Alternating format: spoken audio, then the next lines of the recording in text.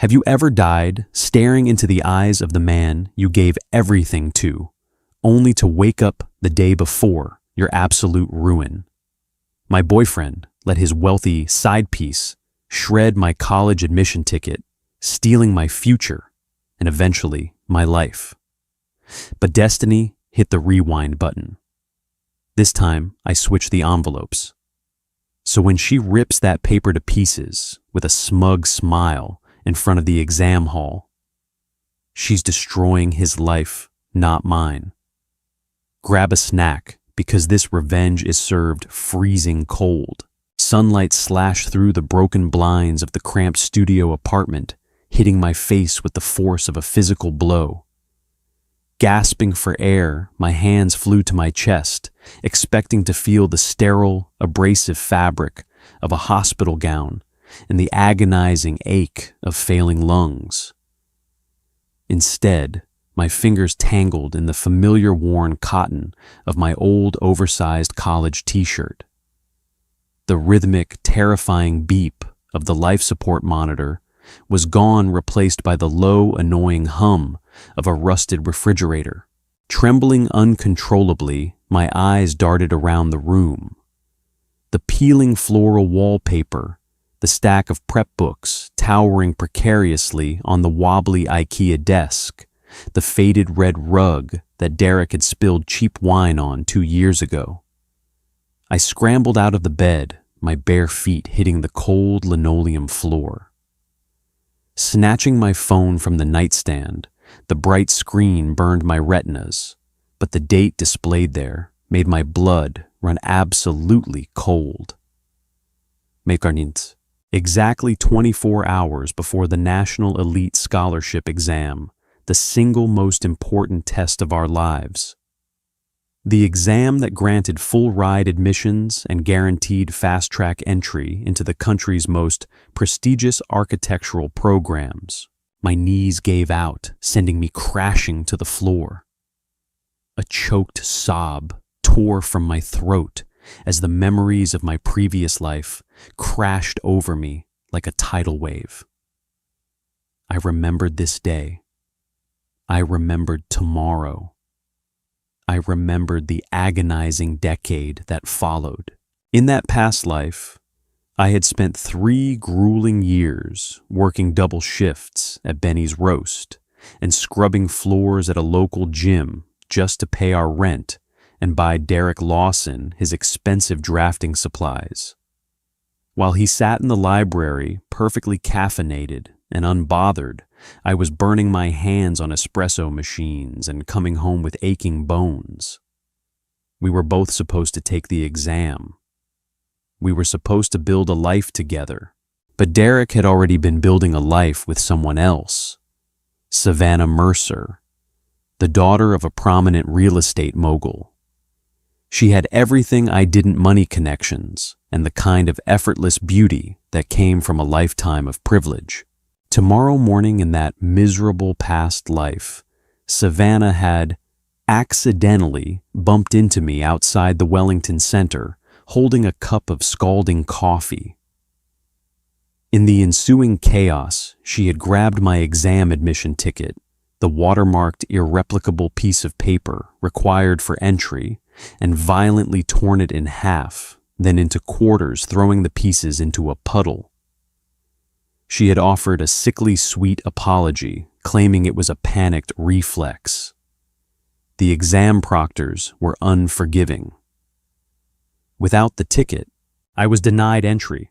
Derek had kissed my forehead, told me how sorry he was, and walked into that exam hall. He passed. He secured the fellowship. 6 months later, he left me citing that we were heading in different directions. A year after that, he married Savannah. Without a degree, exhausted and utterly broken by the betrayal, my life spiraled. I worked dead-end jobs to pay off the debt I'd accumulated supporting him. The stress broke my body. When I was diagnosed with late-stage illness years later, I had nothing. In my final moments, Derek had visited my hospital room, not to apologize, but to ask me to stop contacting his family for financial help, because it was embarrassing, Savannah. I died looking at his tailored suit, realizing he had orchestrated the whole thing. He had told Savannah exactly how to ruin me so he wouldn't have to carry the dead weight of a poor girlfriend into his bright new future. Dragging myself up from the floor, I walked over to the wobbly desk. There they were, 2 thick cream-colored envelopes bearing the official seal of the State Examination Board. One had my name typed neatly on the front. The other had Derek's. A dark, unfamiliar laugh bubbled up from the depths of my chest. It sounded hollow, almost demonic. Destiny had dragged me back through the veil of death and dropped me right at the crossroads of my own destruction. They thought I was just a naive, exhausted girl who would quietly step aside and let them trample her. They thought I would cry in the rain tomorrow while they laughed all the way to the top, my tears dried up, replaced by a searing ice-cold clarity. I wasn't the same girl anymore. That naive girl had died in a sterile, lonely hospital room while her fiancé drank champagne on a yacht. I was something else now, a ghost wrapped in living flesh, and I had come back for my pound of flesh. I stared at the 2 envelopes. The tickets inside were identical in design, differing only in the names printed on the thick anti-fraud cardstock. To enter the exam, you had to present the ticket inside the sealed envelope to the guards at the gate, who would verify it against your ID. Savannah's plan relied on snatching my envelope before I even reached the verification desk, destroying the ticket before the guards could intervene. A wicked smile slowly stretched across my face. If Savannah wanted to tear up an admission ticket tomorrow to secure her man's future, I was going to let her. I was going to hand it right to her. Fingers steady, with a newfound terrifying calm, I grabbed my cheap electric kettle and filled it with water. While it heated up, I examined the official envelopes. The state board used a standard heavy-duty glue for the seal. It was meant to look tamper-proof, but anyone who had spent hours steaming open wrongly delivered mail at a cheap diner knew there were workarounds. When the kettle began to whistle, releasing a steady stream of hot steam, I carefully held Derek's envelope over the spout. The heat licked at my fingertips, turning the skin bright pink. But I didn't flinch. Physical pain was nothing compared to the agony of a betrayed soul. Slowly, agonizingly, the adhesive began to soften. Using a pair of precision tweezers Derek used for his architectural models, I gently lifted the flap. It popped open without a single tear. I repeated the exact same process with my own envelope. Inside were the golden tickets to our futures. Heavy cardstock, intricate watermarks, and our names printed in bold, uncompromising black ink. Derek Lawson. Natalie Thorne. I slid Derek's ticket into the envelope with my name on it. Then I slid my ticket into the envelope with his name on it. Using a tiny dab of clear craft glue, I resealed both envelopes, pressing them flat under a heavy stack of textbooks so they would dry completely flush. To the naked eye, they looked completely untouched. Just as I slid the textbooks back onto the shelf, the sound of a key turning in the front door echoed through the tiny apartment.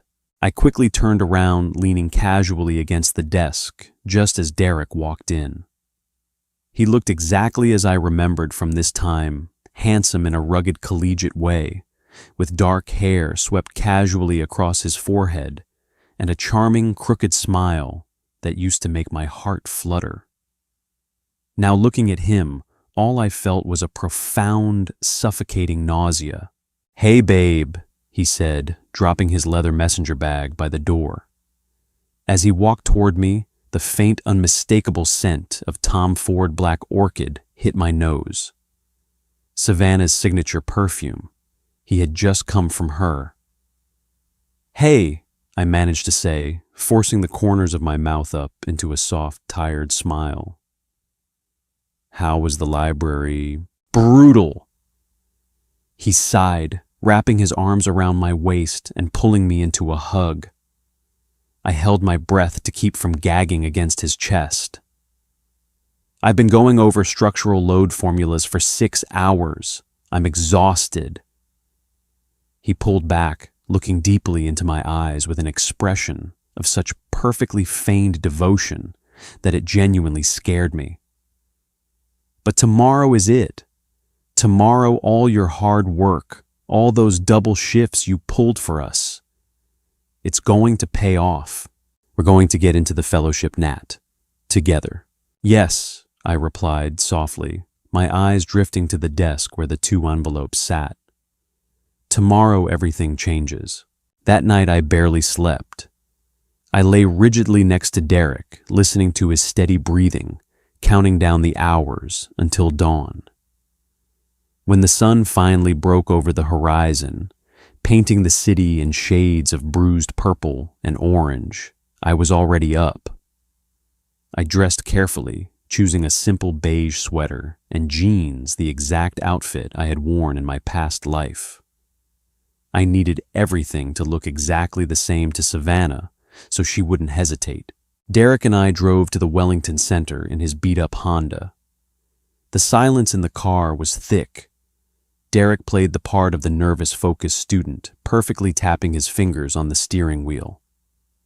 I clutched my envelope, the one with my name on the outside, but his ticket on the inside, tightly against my chest.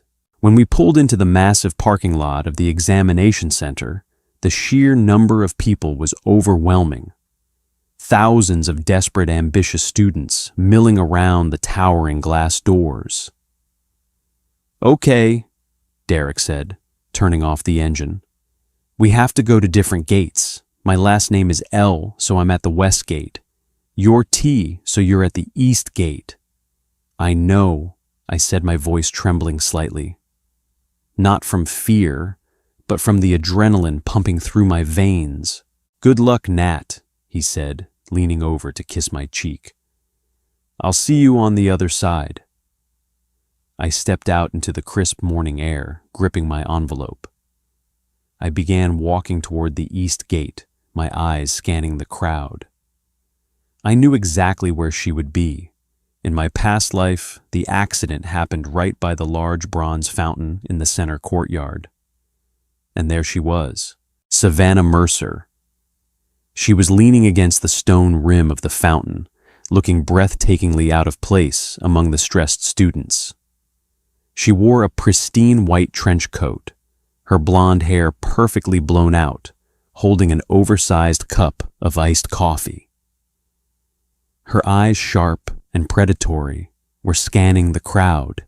When her gaze locked onto me, I saw the subtle tightening of her jaw. The script was set. She began walking toward me, her pace quickening, her eyes fixed entirely on the cream-colored envelope clutched in my right hand. I slowed my pace just a fraction. I angled my body, making the envelope perfectly accessible. "Come on, Savannah," I thought, my heart hammering against my ribs. "Do what you came here to do." 10 feet. 5 feet. Suddenly, she lunged her iced coffee, splashing violently onto the pavement as she slammed her shoulder directly into mine. Gasping loudly, I stumbled backward as the heavy plastic cup collided with my chest. A tidal wave of freezing dark roast coffee cascaded down the front of my beige sweater, soaking instantly through to my skin. The impact was startling, but the sheer predictability of it was what truly took my breath away. She had done exactly what I knew she would do, down to the exact second. "Oh my God, I am so clumsy!" Savannah shrieked, her voice echoing loudly across the bustling courtyard of the Wellington Center.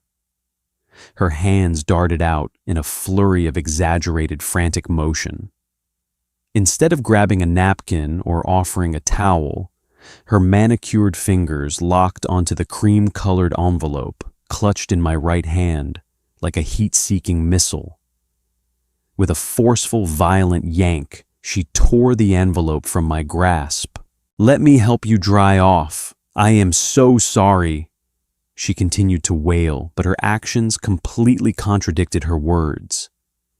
In one fluid, practiced motion, she dug her thumbs into the center of the sealed envelope and ripped it violently down the middle. The sound of the thick, heavy-duty anti-fraud cardstock tearing was loud, a sharp, distinct rip that seemed to silence the surrounding crowd. My heart hammered against my ribs, but not from panic. It was the thrill of the execution. "No!" I screamed, dropping to my knees on the wet, coffee-stained concrete. I channeled every ounce of pain, exhaustion, and betrayal from my previous life into that single syllable. It was a guttural sound of pure devastation. I reached out frantically, my hands scraping against the rough pavement as I clawed at her pristine white trench coat. "What are you doing? Stop, please, stop!" But Savannah wasn't stopping.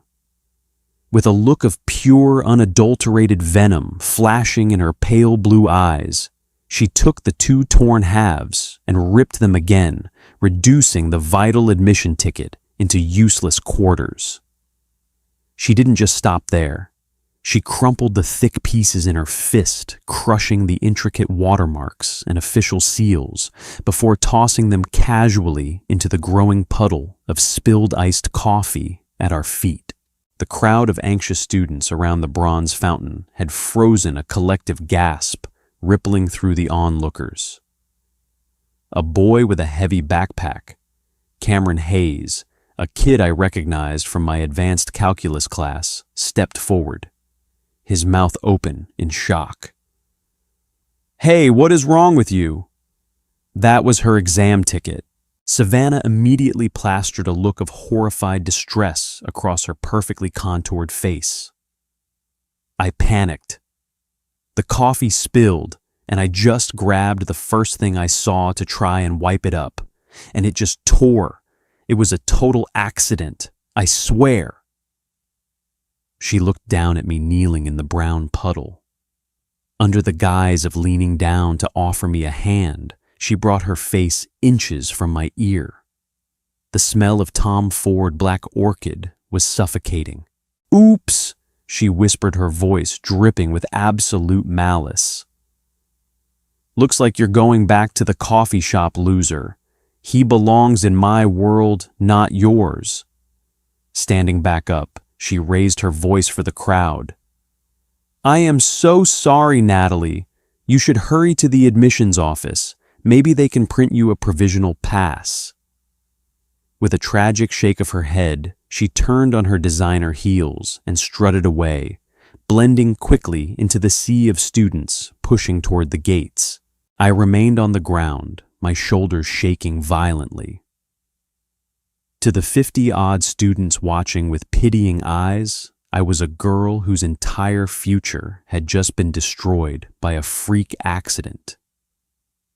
But underneath the curtain of my wet hair, a slow, dark smile was spreading across my face. Once the crowd began to disperse, murmuring their sympathies, but too focused on their own exams to linger, I slowly stood up. I didn't wipe the coffee from my sweater. Instead, I carefully picked up the 4 soggy, crumpled pieces of cardstock from the puddle.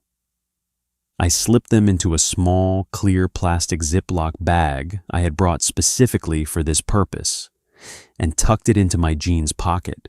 I walked calmly toward the nearest public restroom adjacent to the east gate. Stepping into a vacant stall, I locked the door and took a deep, cleansing breath. The charade was over. Now it was time for the reality check. What Derek and Savannah didn't know, what they could never have possibly guessed, was that I had initiated a double-blind swap the night before. I hadn't just switched our envelopes. I knew Savannah would target the envelope in my hand.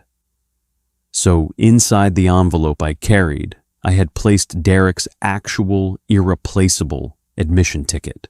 And what about Derek's envelope, the one he confidently carried to the West Gate? I hadn't put my ticket in there. I wasn't going to trust my second chance at life to a flimsy piece of paper in the hands of a traitor. Inside Derek's envelope, I had placed a perfectly cut, heavy stock laminated breakfast menu stolen from Benny's roast, trimmed to the exact millimeter of the state examination ticket. Attached to it was a small yellow sticky note with 3 simple words. Did she rip it? My actual admission ticket, the one bearing the name Natalie Thorne, had never been in an envelope at all. It was securely folded inside a waterproof pouch pinned securely to the inner lining of my bra. Reaching into my shirt, I unpinned the pouch and extracted my pristine, unblemished golden ticket to the future. I walked out of the restroom, leaving the smell of cheap coffee and ruined plans behind me. Approaching the East Gate, I fell into line. At the front of the queue stood Dean Richard Kingsley, a notoriously strict proctor known for his unforgiving adherence to the rules. When it was my turn, I handed him my ID and the ticket. He scrutinized the watermark under a UV light, checked the holographic seal, and looked at my face briefly, noting the massive coffee stain on my sweater. "Rough morning, Miss Thorne. You have no idea, Dean Kingsley," I replied, my voice steady and cool. He stamped my ticket and handed me a hall pass. "Find your seat.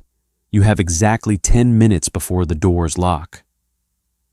Stepping into the massive gymnasium, the heavy steel doors clanging shut behind me, I felt a profound, overwhelming sense of peace.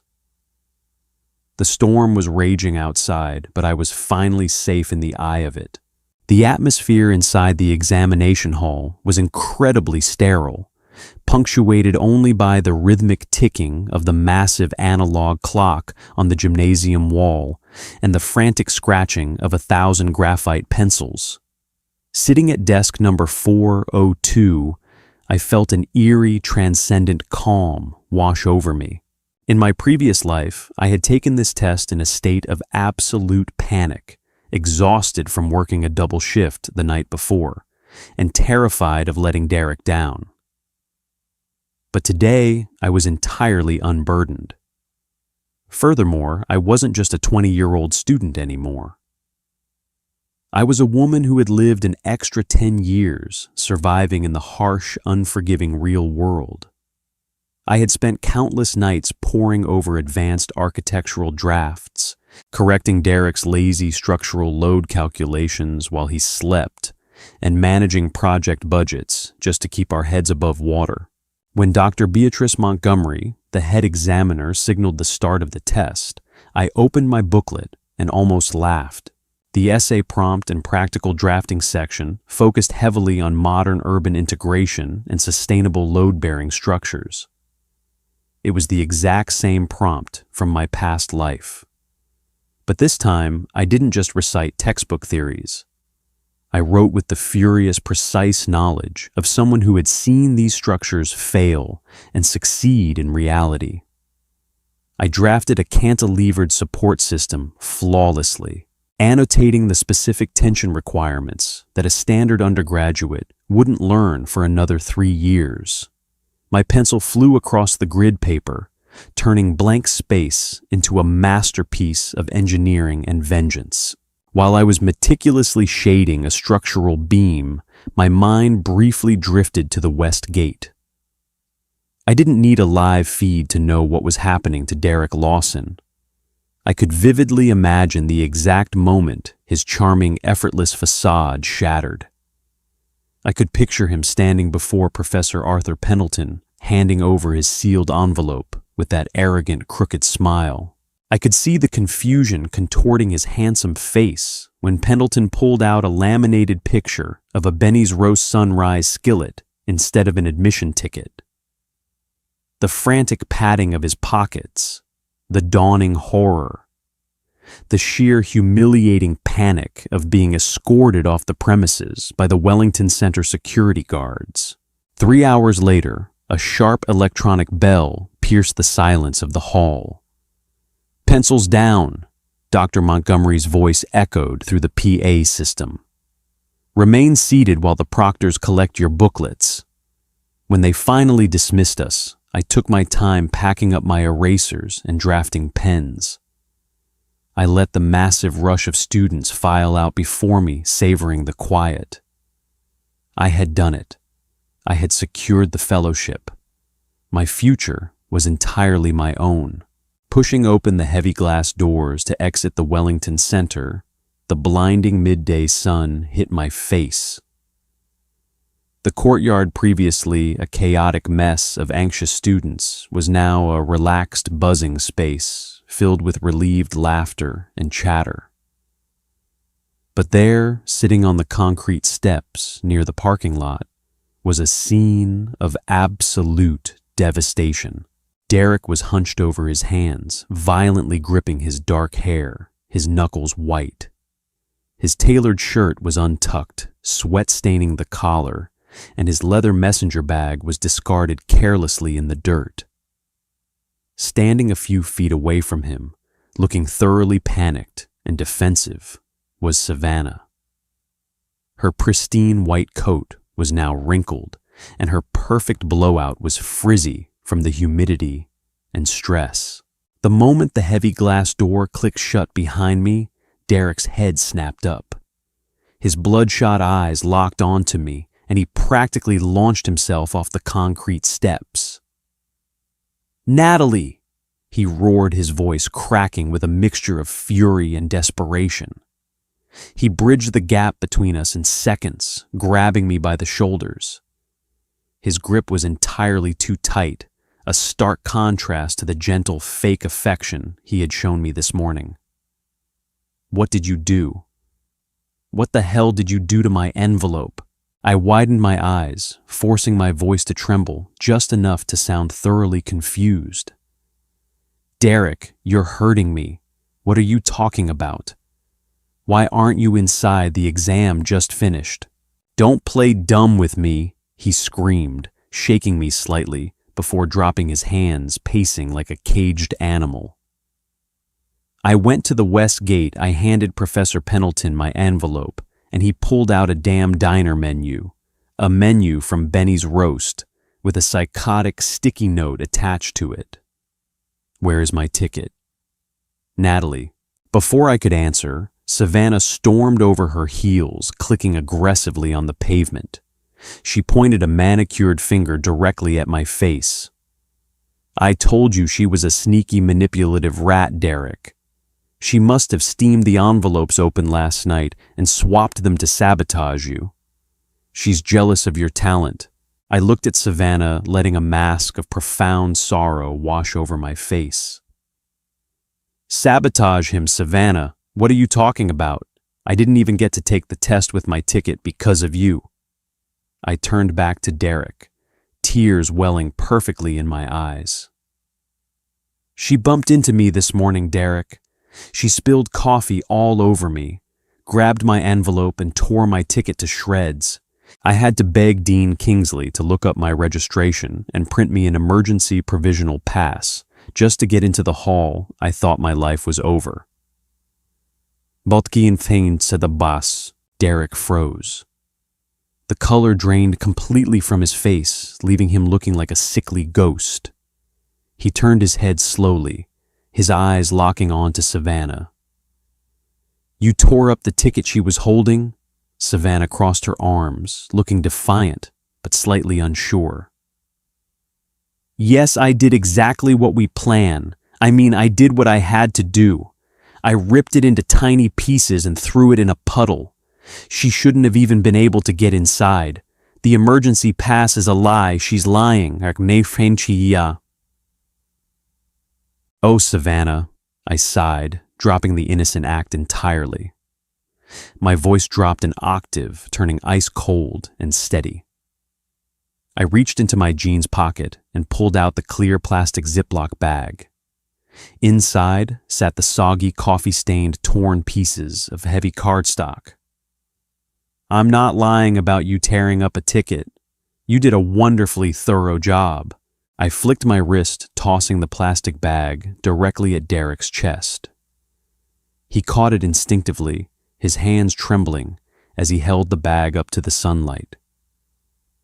Through the clear plastic, the bold, uncompromising black ink printed on the crushed pieces of the state examination ticket was impossible to misread. Derek Lawson.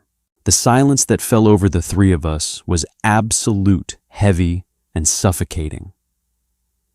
Derek stared at the shredded fragments of his own name, his brain struggling to compute the catastrophic magnitude of what he was looking at. He realized in that split second that the girl he was sleeping with to secure his wealthy future had just brutally and enthusiastically murdered his only chance at a career. "You," Derek whispered, his voice shaking so violently it barely sounded human. He slowly raised his eyes to look at Savannah. The absolute hatred radiating from him was palpable. "You ripped up my ticket." "What do you mean I ripped your ticket?"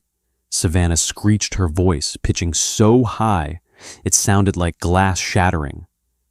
She recoiled from Derek as if he had just struck her, staring at the plastic bag in his hands with wide, horrified eyes.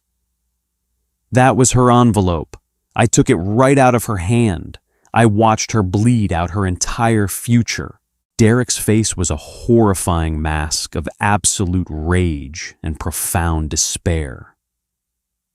He shoved the clear plastic bag directly into Savannah's face, his finger jabbing at the shredded, coffee-stained fragments.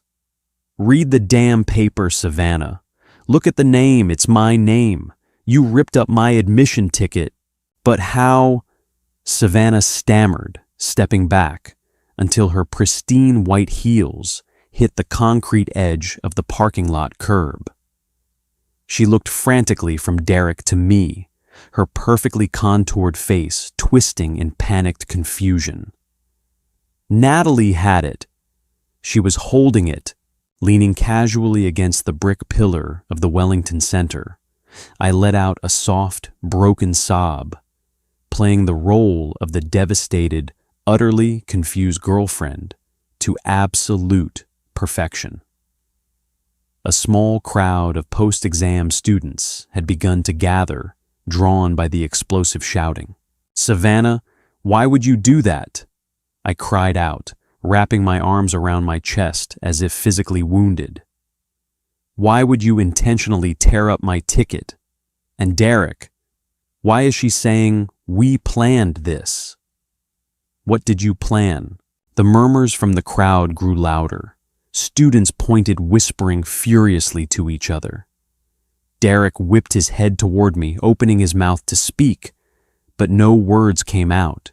He was completely trapped. If he admitted that he and Savannah had conspired to destroy my future, he would be exposed as a monster in front of dozens of peers and faculty members milling about. If he denied it, he was stuck with the fact that his wealthy side piece had just accidentally torpedoed his entire career out of sheer malice. "Shut up, Natalie," Savannah hissed, losing every ounce of her refined high society composure. She lunged forward, pointing an accusing manicured finger at me. "You did this. You switched the tickets. You knew I was going to spill the coffee. How could I possibly know you were going to assault me with a beverage, Savannah?" I asked, my voice trembling beautifully. "Are you saying you premeditated this, that you came to a state examination facility with the explicit intent to destroy a student's property?" A security guard in a high-visibility yellow jacket began jogging toward us from the main doors. "Hey, is there a problem out here?" Derek's survival instincts finally kicked in, but they were entirely misdirected. Instead of trying to salvage the situation, he turned his unbridled fury entirely onto Savannah. You stupid, arrogant brat. He spat, his voice trembling with a venom I had never heard in my past life. You ruined everything I needed this fellowship. My entire portfolio depended on getting into this program, and you shredded my only way in because you couldn't even check the damn envelope. Don't you dare speak to me like that, Savannah shrieked, her face turning an ugly mottled red.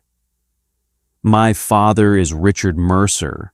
I can buy you 100 architecture degrees, you pathetic loser. I was doing you a favor by getting rid of her. The collective gasp from the crowd was deafening. Even the security guard slowed his pace, completely stunned by the blatant screaming admission of guilt. Savannah had just publicly confessed to attempted sabotage right outside an examination center. I don't want your father's money, Derek roared, grabbing his leather messenger bag from the dirt and slinging it over his shoulder. We are done, Savannah. Do not ever contact me again. He turned on his heel and stormed off toward his beat-up Honda, leaving Savannah standing in the middle of the courtyard, humiliated and hyperventilating. I watched him walk away, feeling a dark, twisted sense of euphoria blooming in my chest.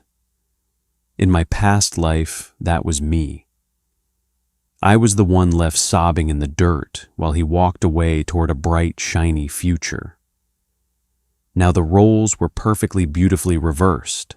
Turning away from the spectacle, I didn't wait around to watch Savannah explain herself to campus security. I had a schedule to keep. Taking the city bus back to our cramped peeling studio apartment, I moved with the precision of a military operation. I had already rented a small, secure storage unit 2 days ago. Dragging 2 massive suitcases out from under the bed, I began packing everything that belonged to me. My clothes, my drafting supplies, my expensive collection of architectural textbooks that Derek constantly borrowed. As I packed, my eyes swept over the squalor of the apartment. The rusted refrigerator, the cheap red rug stained with wine, the pile of final notice utility bills sitting on the kitchen counter. For 3 years, I had paid every single dime of rent for this miserable box. The lease was entirely in Derek's name, but my paychecks from Benny's roast were the only things keeping us from eviction. I left the bills right where they were. I left his dirty laundry on the floor. I left the empty, hollow shell of the life I had sacrificed myself for. Before walking out the door, I took my spare key and set it on the wobbly IKEA desk. Next to it, I placed a printed screenshot I had taken from Derek's laptop 2 nights prior, a deeply incriminating romantic email exchange between him and Savannah Mercer, discussing their upcoming trip to Aspen, funded entirely by Savannah's father. Across the bottom of the printed page, I wrote a single sentence in bold red marker. Have fun in Aspen. The rent is due on the 1st. Grabbing my suitcases, I walked out of the apartment, locking the door behind me. The heavy click of the deadbolt sounded like a gunshot, signaling the absolute death of my past and the birth of my revenge. 6 weeks. That was exactly how long it took for the state examination board to mail out the results, and those 6 weeks felt like stepping out of a dark, suffocating cave into the blinding sunlight of reality. Sitting in the sleek, modern cafe adjacent to the university's new design campus, I traced the gold embossed lettering on the heavy cream-colored letterhead in my hands. Dear Miss Thorne, it is with great pleasure that we offer you the Premier Architectural Fellowship. I had scored in the 99th percentile. A full-ride scholarship, a guaranteed apprenticeship with a top-tier structural firm, and a luxury dormitory placement. No more double shifts. No more burning my hands on industrial espresso machines. My new reality was filled with high-tech drafting labs, the scent of fresh, crisp vellum paper, and actual unbridled hope. Sipping my artisan matcha latte, I watched the bustling campus through the floor-to-ceiling windows. My mind inevitably drifted back to the agonizing hospital room of my previous life. The sterile white walls, the agonizing beep of the monitors, the crushing weight of knowing I had died for absolutely nothing. The contrast was so sharp, it almost made me dizzy. A shadow fell over my table, pulling me out of my thoughts. Natalie, the voice was raspy, hollow, and utterly defeated. I looked up, and for a split second, I genuinely didn't recognize the man standing in front of me. Derek Lawson looked like a walking corpse. The charming, ruggedly handsome boy who had effortlessly coasted on my hard work was gone. His dark hair was greasy and unkempt. His eyes were sunken with dark bruised bags underneath, and his clothes hung off his frame as if he had lost 15 pounds. The faint, arrogant spark that used to dance in his eyes was entirely extinguished. "What do you want, Derek?" I asked, my voice calm, flat, and completely devoid of emotion. I didn't invite him to sit down. He grabbed the back of the empty chair opposite me, his knuckles white. "Please, Nat, just 5 minutes. Please." When I didn't respond, he practically collapsed into the chair, letting out a ragged breath. "I've been looking everywhere for you. You blocked my number. You blocked all my socials. I went to Benny's roast and they said you quit weeks ago. I don't work there anymore," I replied, simply taking another sip of my latte. "I got the fellowship. I'm a full-time student now." Derek flinched as if I had physically struck him. A complex mix of jealousy, regret, and utter devastation washed over his pale face. "You got it," he whispered. "You really got it." "I earned it," I corrected him sharply. "Now why are you here?" He leaned forward, desperate, pleading. "Nat, my life is completely destroyed. When you left, when I found that paper on the desk, I know I messed up. I know I hurt you. But I was just confused. Savannah manipulated me. She promised me all these connections with her father's firm, and I was so stressed about our financial situation. I made a terrible mistake." I stared at him, a cold, bitter amusement rising in my chest.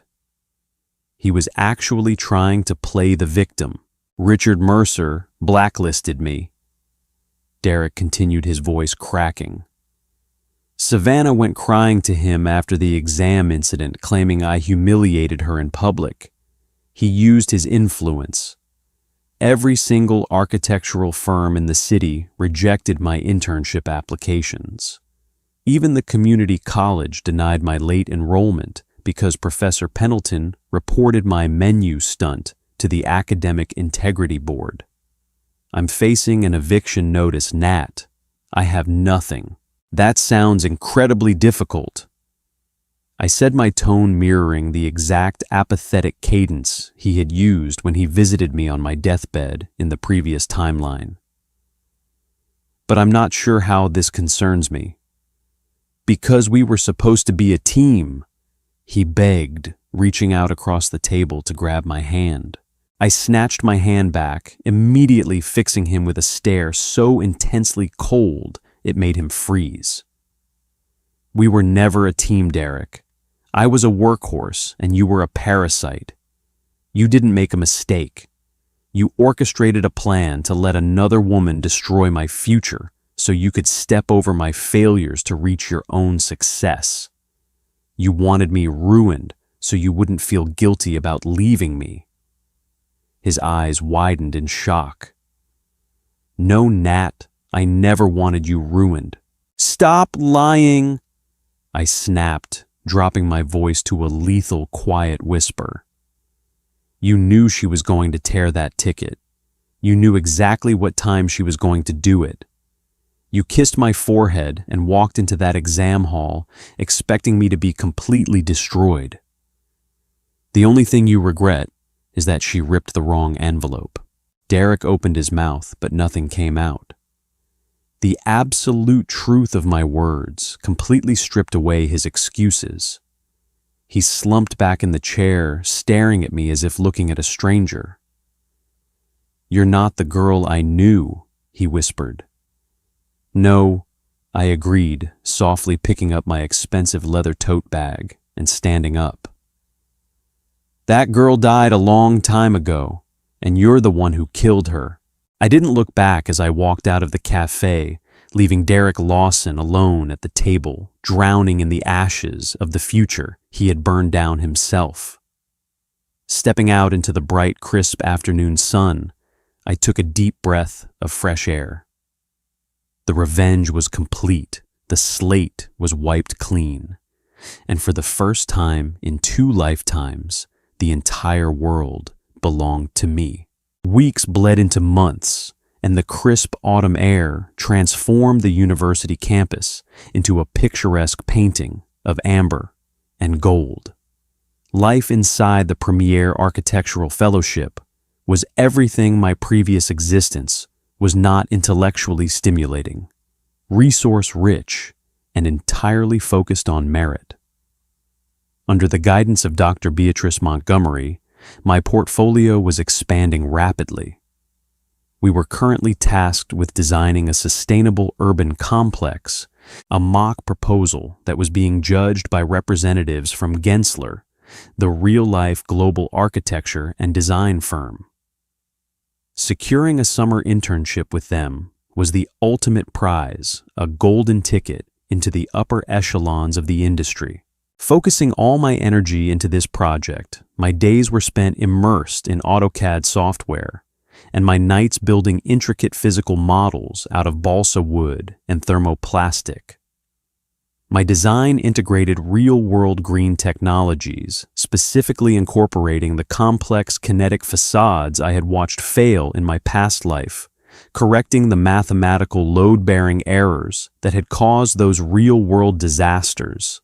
However, peace is often a temporary illusion when dealing with a wounded narcissist.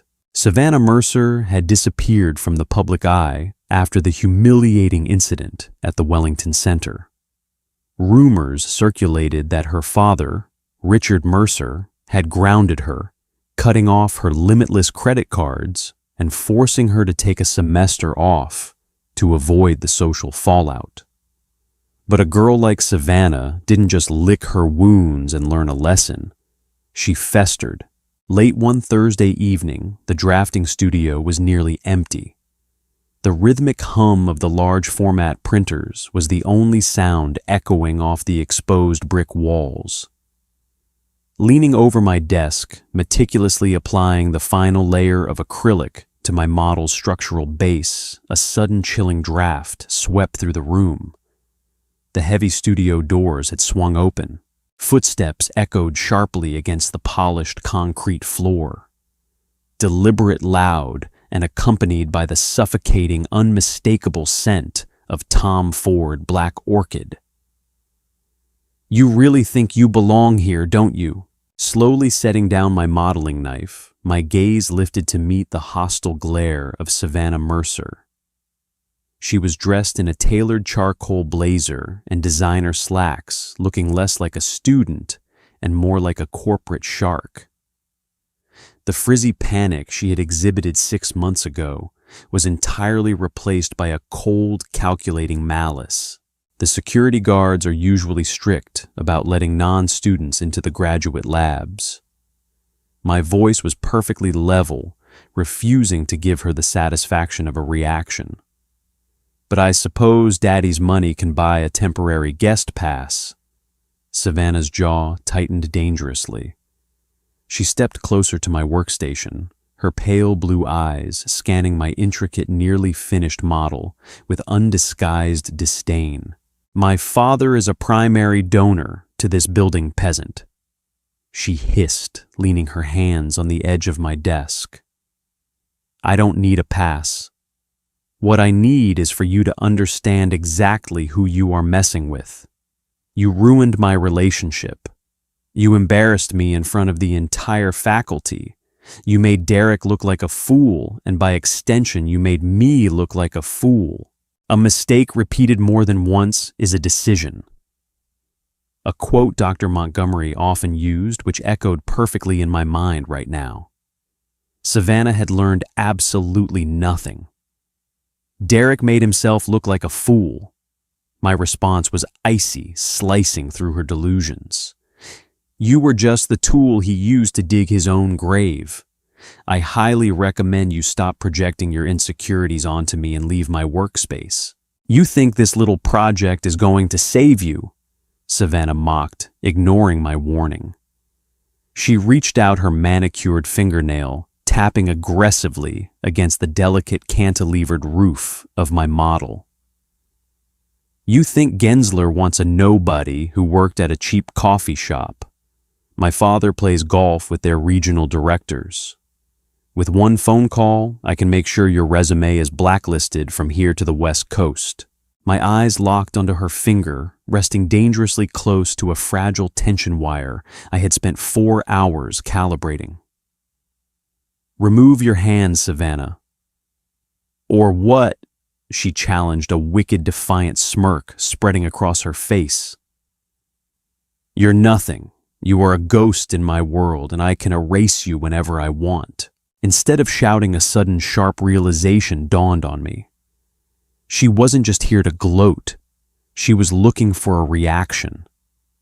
She wanted me to explode, to attack her, to give her ammunition to run crying to the dean.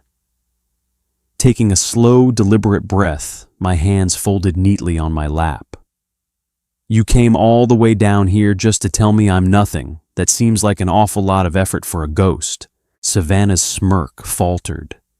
She expected screaming, crying, or begging.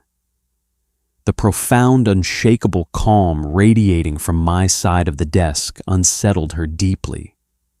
Furious that she wasn't getting the desired reaction, she violently swiped her hand across the edge of the desk, intentionally knocking over my cup of heavy-duty modeling glue. The thick, acidic liquid spilled directly onto my blueprints, ruining hours of hand-drawn schematics. Oops, Savannah whispered, a pathetic recreation of the day she tore the admission ticket. Clumsy me. Without another word, she turned and strutted out of the lab, her heels clicking victoriously. Staring at the ruined blueprints, a dark, genuine smile stretched across my lips. She thought she had just dealt a devastating blow. What Savannah didn't realize was that I had already digitized and backed up those blueprints to a secure cloud server 3 days ago. The physical copies were just scratch paper.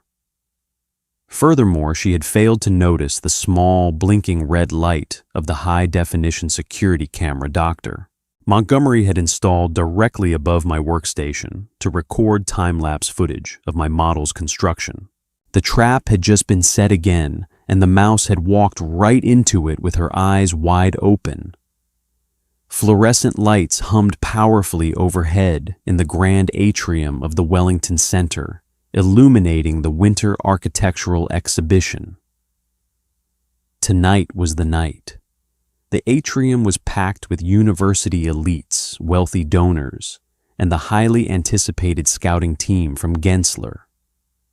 The room was a sea of black tie attire, clinking champagne glasses, and hushed, pretentious conversations. Standing beside my pedestal, my project was covered by a sleek black velvet cloth waiting for the official reveal. I wore a stunning emerald green evening gown, a gift I had bought myself with my first fellowship stipend.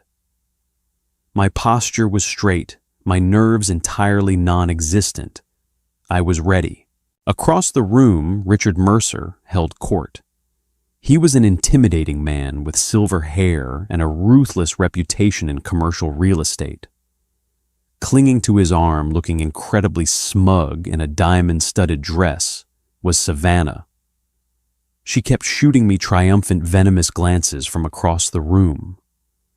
She was entirely convinced that under my black cloth lay a ruined, glued-together mess.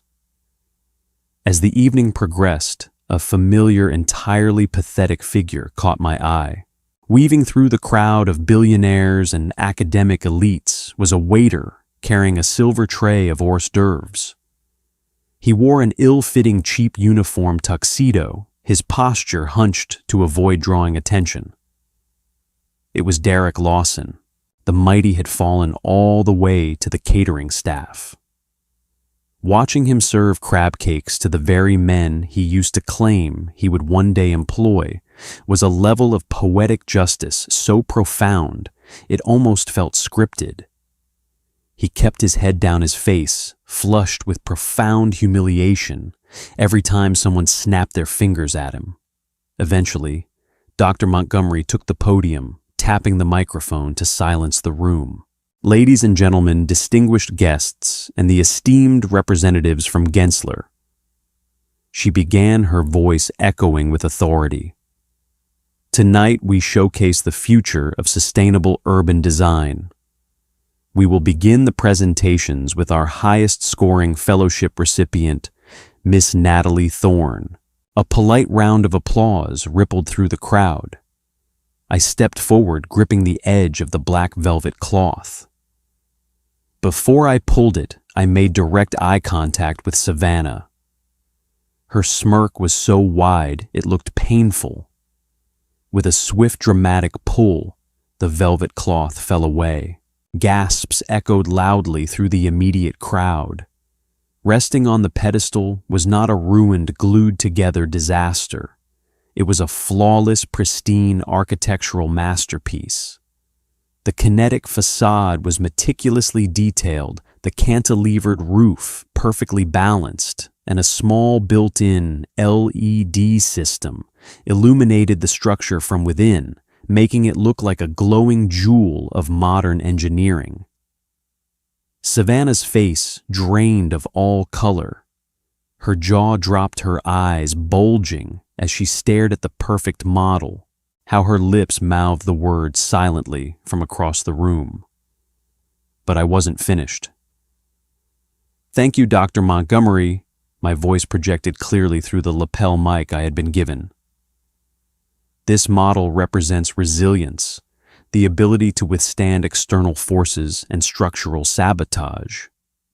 I paused, letting the word sabotage hang heavily in the air.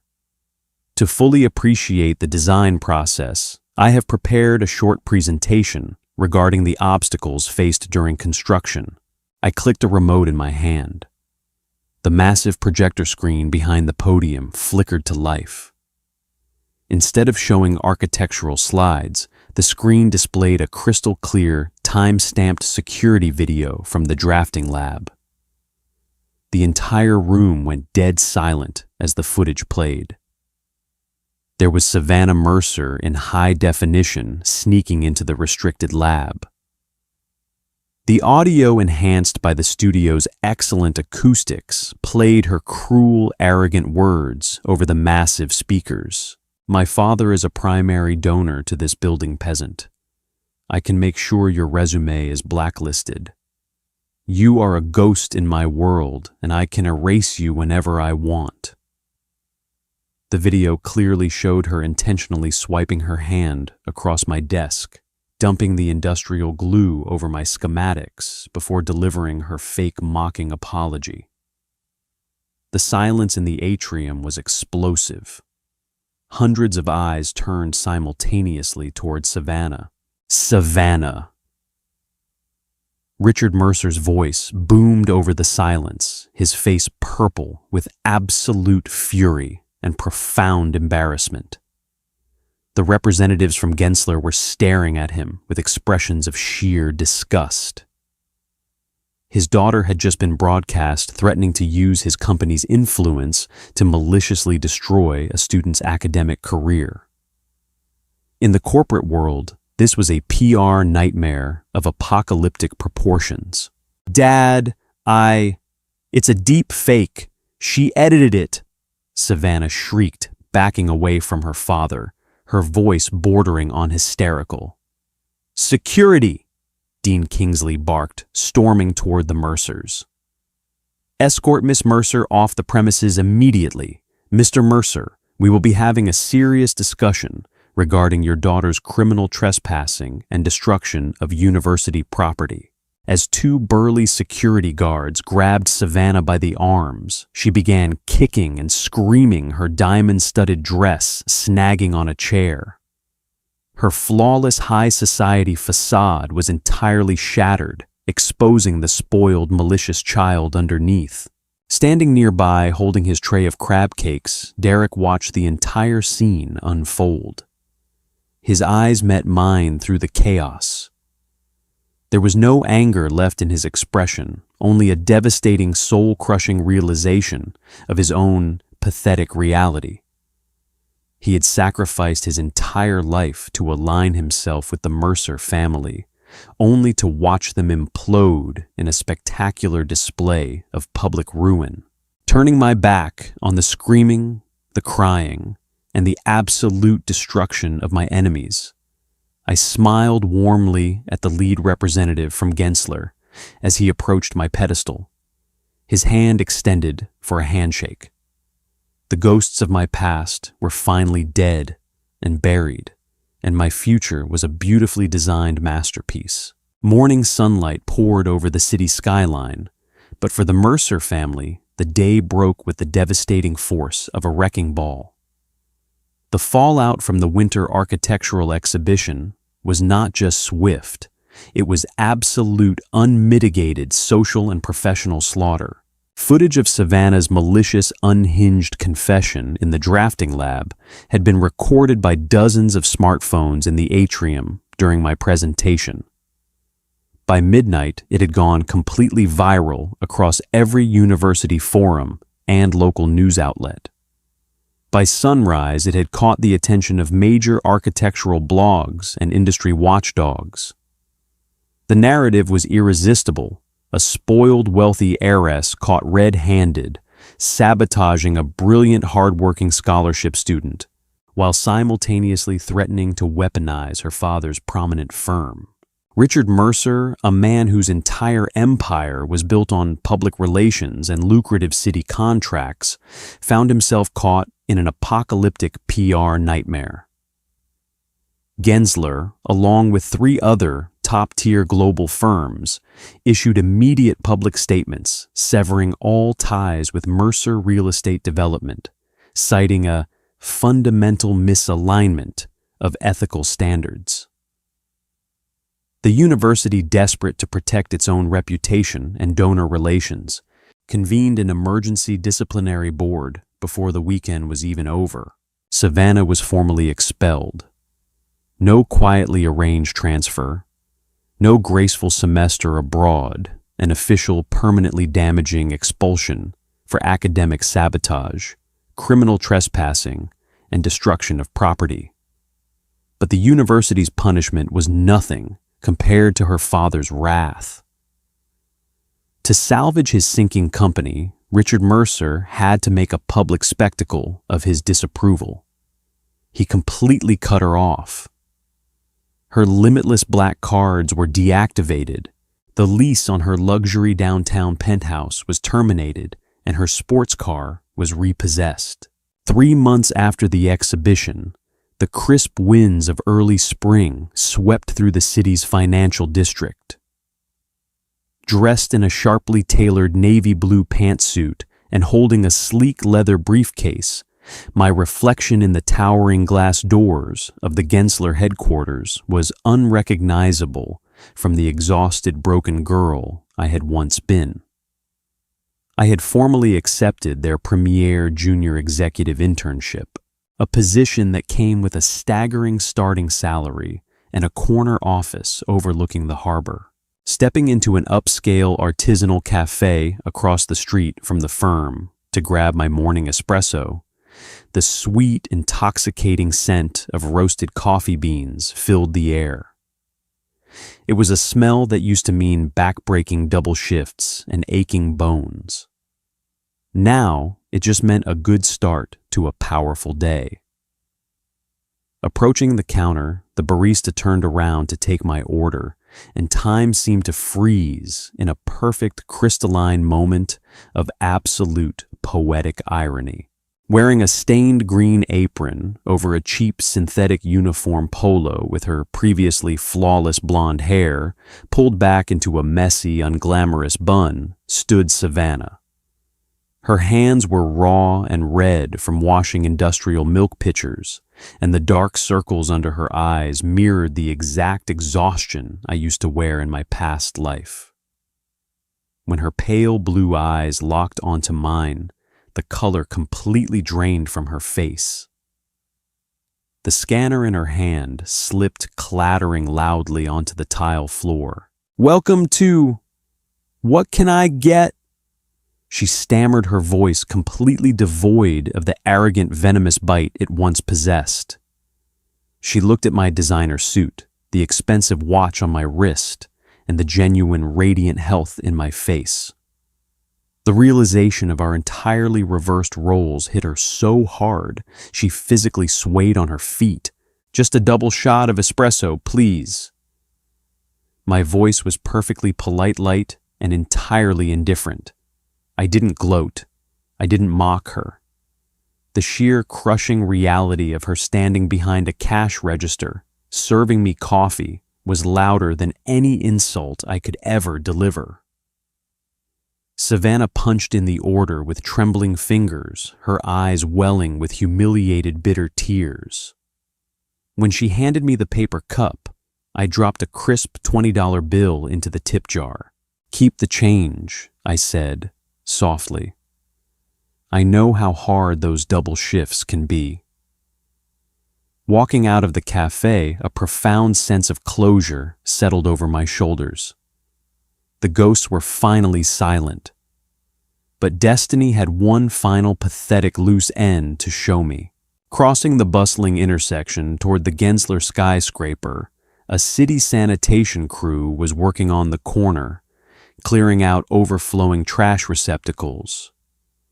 One of the workers, clad in a neon orange safety vest and thick rubber gloves, paused to wipe the sweat from his forehead.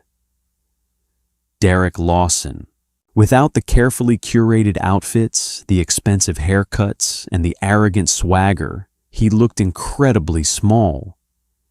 His face was weathered, his posture permanently defeated by the crushing weight of the life he had earned for himself. He had been blacklisted from every architectural program in the state, his reputation destroyed not just by his cheating, but by his association with the Mercer scandal. As I walked past, the click of my heels against the pavement caught his attention. He turned his head, his hollow, bloodshot eyes locking on to me. He froze, the heavy trash bag slipping slightly from his grip. He saw the woman he had intended to step on to reach the top, now soaring so high above him, she was essentially untouchable. He took a half step forward, his mouth opening as if to speak my name. I didn't stop. I didn't even break my stride. I simply looked right through him, as if he were nothing more than a ghost, a transparent whisper of a nightmare that no longer had any power over me. I walked straight through the heavy glass revolving doors of the Gensler building, leaving him standing in the dirt on the sidewalk where he belonged. That afternoon, I had an appointment with a top-tier specialist at the city's leading hospital. Sitting in the plush waiting room, my heart fluttered with a tiny residual echo of fear from my past life.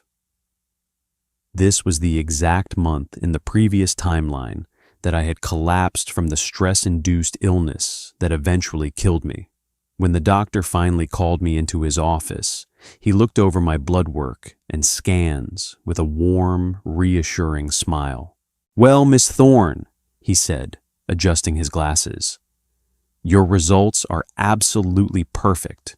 You have a pristine bill of health. Whatever you're doing to manage your stress, keep doing it. You have a long, healthy life ahead of you." Tears hot and overwhelmingly joyful pricked the corners of my eyes. The curse was officially broken. The death sentence had been pardoned. Stepping out onto the hospital's rooftop garden, the city stretched out before me in a sprawling, magnificent grid of steel glass and infinite possibilities. I had taken the crumbling, shattered ruins of my past and engineered a masterpiece. The admission ticket to my new life had been paid for in full, stamped with cold, hard vengeance, and I was finally truly alive. Wow, talk about a masterclass in architectural destruction. Savannah and Derek thought they could demolish a hard-working girl's future to build their own empire, but they had no idea they were laying the foundation for their own spectacular ruin. From tearing up the wrong exam ticket to serving coffee and taking out the trash, karma didn't just knock on their door, it bulldozed their entire house. If you loved every single second of this freezing cold, brilliant revenge story and want more satisfying tales of karma doing its absolute best work, smash that like button, share this video with your friends, and hit subscribe. Don't forget to ring the notification bell so you never miss a moment of the drama. See you in the next story.